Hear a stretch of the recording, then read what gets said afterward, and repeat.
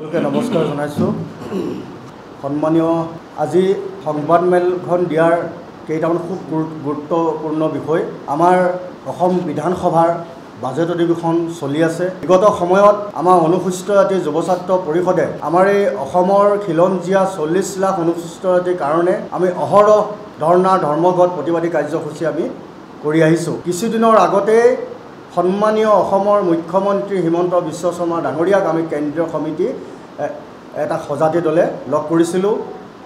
আমাৰ যিখিনি অভাৱ অভিযোগ আছে আমাৰ অনুসূচিত জাতিৰ তেওঁ সম্পূৰ্ণভাৱে পূৰণ কৰিম বুলি আশ্বাস দিছিলে, কিন্তু বাজেট অধিৱেশনত তাৰ কিন্তু ওলোটাটোহে হ'ল। বাজেট অধিৱেশনৰ পৰা যিখিনি আমি তথ্য পালোঁ, আমাৰ অনুসূচিত জাতিৰ কল্যাণ আৰু উন্নয়নৰ কাৰণে কোনো বিশেষ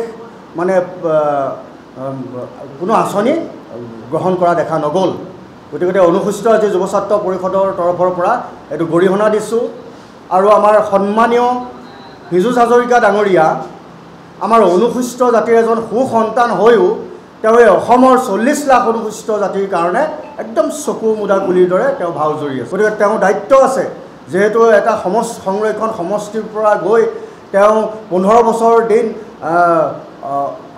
এগৰাকী মন্ত্ৰীৰ পদত থাকি আজিলৈকে যে অনুসূচিত জাতিৰ উন্নয়নৰ কাৰণে একো কৰিব পৰা নাই, সেইটো আমাৰ অসমৰ অনুসূচিত জাতিৰ ৰাইজে বুজি উঠিছে। গতিকে তাৰ পৰিপ্ৰেক্ষিতত আমি যোৱা 11 মাৰ্চতো আমি আপোনাৰ চচলত ধৰ্ণা কাৰ্যসূচী কিছুমান ধৰ্ণা কাৰ্যসূচী কৰিছিলোঁ আমি, আৰু প্ৰতিবাদী কাৰ্যসূচী কেইবাটাও কৰিলোঁ। লগতে যেতিয়া আমি তাত স্মাৰক পত্ৰ প্ৰদান কৰিছিলোঁ আৰু আমাক আশ্বাস দিছিলে অতি সোনকালে আমাৰ সমস্যাসমূহ পূৰণ কৰিব, কিন্তু বৰ্তমানলৈকে পূৰণ কৰা দেখা নগ'ল। গতিকে অসমৰ মুখ্যমন্ত্ৰী আমাৰ অনুসূচিত জাতিৰ বাবে এজন কলগ্ৰ মুখ্যমন্ত্ৰী আৰু একেবাৰে চকু মুদা খুলি ভাও ধৰি আছে। তেওঁ সদায় চিঞৰি আছে, সভা সমিতিয়ে সদায় চিঞৰে অসমৰ প্ৰত্যেকটো জাতি জনগোষ্ঠীৰ উন্নয়ন আৰু বিকাশৰ কাৰণে তেওঁ সদায় সমান চকুৰে চাব বুলি আগবঢ়াই দিব বুলি তেওঁ সদায় চিঞৰি আছে। কিন্তু আমাৰ আজি স্বাধীনতাৰ 78 বছৰ পাৰ হৈ গ'ল, আজিলৈকে কিন্তু অনুসূচিত জাতিৰ একো উন্নয়ন কৰা দেখা নগ'ল। ৰাস্তা ঘাট কোনো ভাল ৰাস্তা এটা নাই, অনুসূচিত জাতিৰ এলেকাসমূহত ভাল কিছুমান আঁচনি নাই। গতিকে এইটো আমি ধিক্কাৰ দিছোঁ।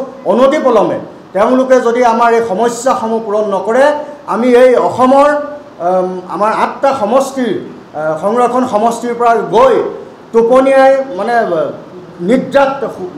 নিদ্ৰা ভেকচন ধৰি থকা সেই বিধায়কসকলৰ আমি অতি সোনকালে কিন্তু ঘৰ কৰিম আৰু প্ৰতিমূৰ্তি দাহ কৰিম। ইয়াৰ পৰিস্থিতিত যদি কিবা প্ৰতিবাদ কৰোঁতে কিবা ভয়ানক পৰিস্থিতি হয়, তাৰ কাৰণে কিন্তু অনুসূচিত জাতি যুৱ ছাত্ৰ পৰিষদ জগৰীয়া নহ'ব, কিন্তু চৰকাৰহে জগৰীয়া হ'ব, সেইটো কিন্তু স্পষ্ট কথা। আৰু জনজাতিৰ লোকসকলক প্ৰত্যেকখন চৰকাৰে প্ৰতাৰণাৰ প্ৰবঞ্চনা কৰি আহিছে। এই কথাটো আমি প্ৰত্যেকবাৰেই চৰকাৰক আমি দৃষ্টিগোচৰ কৰি আহিছোঁ, কিন্তু এইবাৰ এটা আমি বেলেগ ধৰণে আমি দেখা পোৱা গ'ল বাজেটত, যিখন বাজেটত অনুসূচিত জাতিৰ কাৰণে আবণ্টিত পুঁজিও পুনৰ কৰ্তনহে কৰিলে। অনুসূচিত জাতিৰ উন্নয়ন আৰু কল্যাণৰ কাৰণে যি পুঁজি প্ৰয়োজন আছিলে, সেই পুঁজি প্ৰয়োজনৰ বদলি তেওঁলোকে অনুসূচিত জাতিৰ যিসমূহ পুঁজি আবণ্টন দি আহিছিলে প্ৰতিখন চৰকাৰে, সেই পুঁজিসমূহ কৰ্তন কৰিলে। ইয়াতকৈ আৰু ধিক্কাৰজনক আৰু লজ্জাজনক কথা একো হ'ব নোৱাৰে। আমাৰ মুঠতে আমাৰ এটাই ন্যায্য প্ৰাপ্য দাবী, মুঠতে 5,000 কোটি টকা আমাৰ অনুসূচিত জাতিৰ উন্নয়নৰ কাৰণে বিধানসভাৰ বাজেট অধিৱেশনত পুনৰ আমাক দিব লাগিব। এইটো কথা স্পষ্ট। তেওঁলোকে কিয় এই নিজৰ স্বগোষ্ঠীটোৰ উন্নয়নৰ কাৰণে বিধানসভাত এবাৰো মাত মাতিব পৰা নাই, এই কথাটো কিন্তু এটি লজ্জাজনক কথা। আমি লক্ষ্য কৰিছোঁ যোৱাকালিৰ পৰা আমাৰ গুৱাহাটী, লখিমপুৰ, যোৰহাট প্ৰত্যেক জিলা সমিতিতে কেন্দ্ৰীয় সমিতিৰ নেতৃত্বত, কেন্দ্ৰীয় সমিতিৰ আহ্বানত আমাৰ এই বাজেটৰ ওপৰত আমাৰ সংবাদমেল, ধৰ্ণা, অৱস্থান ধৰ্মঘট, অমৰণ অনশন আদি কাৰ্যসূচীসমূহ আমি গ্ৰহণ কৰিবৰ কাৰণে আমি এক পৰিকল্পনা কৰিছোঁ।